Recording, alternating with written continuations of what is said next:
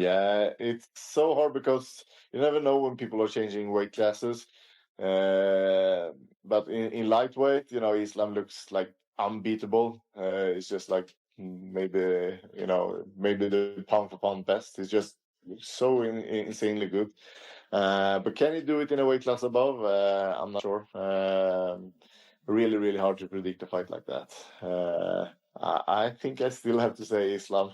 Okay. Yeah, Okay. I think That's fair. so. Yeah, we need to see a few more fights with Jack. He looked amazing against Bilal, but yeah, I don't know, man. It's something about Islam is just so good. Max Holloway approached this matchup with his trademark focus on intelligence over raw power. What intrigued him most was how both fighters possessed elite fight IQs, especially Jack, who had a rare ability to adapt mid-fight. Holloway respected that kind of mental sharpness, particularly against someone as calculating as Makhachev. For him, this was more than a fight. It was a chess match. Both men carried enough unpredictability to make this a must-watch event for fight fans everywhere. I think he'd be fine, man. I think he'd be good, but people be sleeping on Jack, you know what I mean? And I think Jack is one of the best fighters in the world right now, and I think people is gonna find out when that match happens. I don't know. I'm hearing rumors maybe October. I think it's gonna be a fun fight, smart fight, but a lot of people counting out Jack for I don't know what reason. They just keep counting him out. Kind of reminds me of when I was like coming up and counting me out about certain fights. So I mean, he is he's the number 2 pound for pound in the world right now, but he's the number 2 pound for pound in the world for a reason. So you gotta respect that, but. Don't sleep on Jack. I think it's going to be a tough and fun fight. Colby Covington viewed things from a more physical standpoint. He reminded everyone that Islam was moving up in weight, meaning he wouldn't have the usual size and strength advantage he enjoyed at lightweight. Still, Covington leaned toward Makhachev, praising his discipline and seamless ability to switch between striking and wrestling. Few fighters, in his opinion, could blend both styles so efficiently. Yet even he admitted the fight's unpredictability was what made it truly exciting. No one could say for sure how it would play out. Islam versus JDM. What do you make of that? Islam moving up to now welterweight. Yeah, it's an interesting fight. I'm excited to see how it goes. Islam, is a lightweight. He's going to be a little smaller in the fight, but he's a well-rounded fighter. So, if he's able to take down JDM and control him, he could definitely get the job done. But it's going to be interesting to see how the size advantage plays a difference in the fight. Who do you favor?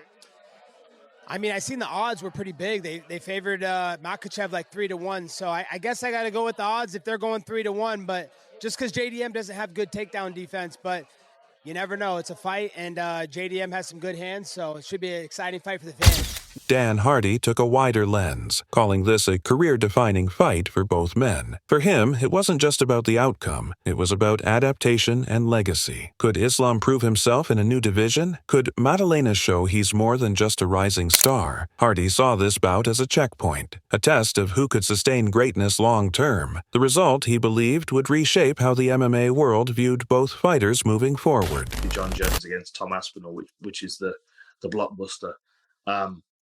I think Della Maddalena's got a bright future. I don't know whether he's going to hold the belt or he's going to lose it to another one of the top contenders and then pick it back up again.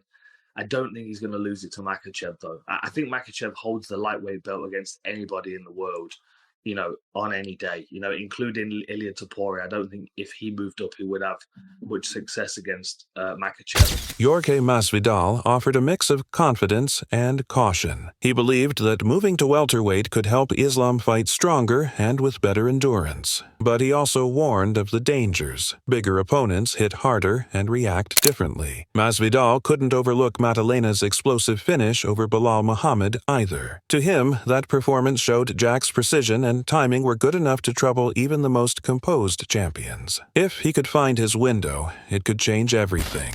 I've seen Islam, bro. He's a big guy. He's sucking out a lot of weight to get to 55. I think he might start doing better at 70. Problem is, though, Jack is special. We're going to see just how special he is if he beats Islam Jack, number 1 pound. Wow, that's impressive, I'm leaning towards Islam, brother. Oh, really? But I really think it's going to be a tough fight for him, but a great fight, man. Jack was able to defend takedown attempts by Bilal. Bilal has the best cardio in MMA, but Bilal doesn't have Islam's technique. Not same technique. Not same. Very good, very aggressive. Bilal never stops. A dog. Attack, attack, attack. But Islam is like smart, man. Boom. You know, Islam's level of wrestling is above. His stand-up game is improving. I don't think he could go stand-up in the beginning with Jack. Jack has way better hands, way better range, faster, stronger. But as the rounds go on later and later, he could do. Philip Rowe made no attempt to hide his position. He was all in on Madalena. He believed Jack's size, strength, and striking power would be too much for Islam to handle. In Rowe's view, Makhachev didn't have the natural frame to dominate in a division full of bigger men. He envisioned a fight where Madalena's aggression and accuracy would overwhelm Islam before it even reached the judges' scorecards. Philip Rowe, what's cracking, man? Chilling. Hey, now listen, you're welterweight. You've been in the game a long time. Islam moving up to 170. Is he big enough for 170? My personal opinion, I don't think he is, but he's a champ. We'll see when he's there. You know what I'm saying? He has a fight. He's fighting the champ.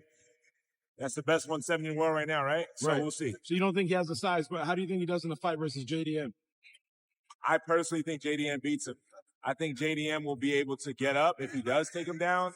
I don't think he'll be able to take JDM shots. Right. I think personally he'll stop at Islam. Sean O'Malley looked beyond the immediate matchup. To him, this fight was bigger than just a belt. It was the gateway to future mega fights. If Islam won, it could open the door to blockbuster matchups, maybe even one with Ilia Topuria. On the other hand, a Madalena victory would flip the division upside down, introducing a new star capable of creating chaos and unpredictability in every bout. O'Malley believed that if Jack could keep the fight standing and deny takedowns, the momentum could swing hard in his favor. Islam relinquish his belt and go up to 170. Got JDM taking on Islam Makhachev. I still think Islam's skill for skill is just so high level. For him to go out there and do what he did against Bilal was very impressive. Made that Islam fight more interesting. If JDM can shut him down and throw those hands, but Islam's boxing is underrated. That dude is slick. His kickboxing, his timing, like he's a high level black belt in every aspect of MMA. Big belt. Who give him that? Jack versus Islam, I think, is huge. Not as big as Ilia versus Islam, but who knows? Maybe they both win and Islam comes back down to 55 and the fight's even bigger. Stephen Thompson took a more measured stance. He admired Madalena's rapid rise, but questioned the timing of this fight. With top contenders like Shavkat Rakhmonov and Ian Machado Gary still in the mix, Thompson thought Jack might have benefited from a bit more time before facing someone as dominant as Islam. He didn't doubt Madalena's skills, just whether this challenge came too soon. I don't know, man. I mean, when you're going up to the welterweight division, those are some big boys. And I know Islam Makhachev walks around fairly heavy, but a lot of these 170s, they walk around real heavy. I'm talking about, over 205, 210 to the 215. Some of the guys that I faced would walk around at that weight. I think like the height, I think they might be the same height. I think JDM might be a little taller, but when it comes to those guys and their strength, Islam, I think, is going to have a tough time. Now, do I think he could get it done? Yes. I think he's that good of a grappler. But like I said, JDM has faced some of the best welterweight grapplers and wrestlers in the division. Bilal being one of them. I think it's going to be a tough night for him. I would like to see Islam fight Topuria. That's just me. I would love to see that fight happen. But if he comes up, we'll see what the UFC gets behind. And we all know you got to convince the UFC to make it happen. And you do that first by getting on Twitter, shouting it out, and get people talking about it. And that's what Islam did. So we'll see if that fight happens with JDM. In the end, the MMA community stood divided. Some backed Islam's precision, grappling, and mental toughness, confident that his skills would translate to any weight class. Others saw Madalena's momentum, composure, and striking intelligence as the formula to finally test the Dagestani champion. What everyone agreed on was this: with Khabib in Islam's corner, a move to a new division, and Jack's explosive confidence, this fight had become one of the most anticipated showdowns of the year, a true clash of skill, strategy, and mindset. Who do you think takes it? The relentless discipline of Makhachev or the fearless fire of Madalena? Drop your prediction in the comments below, and let's see whose fight IQ really rules the octagon.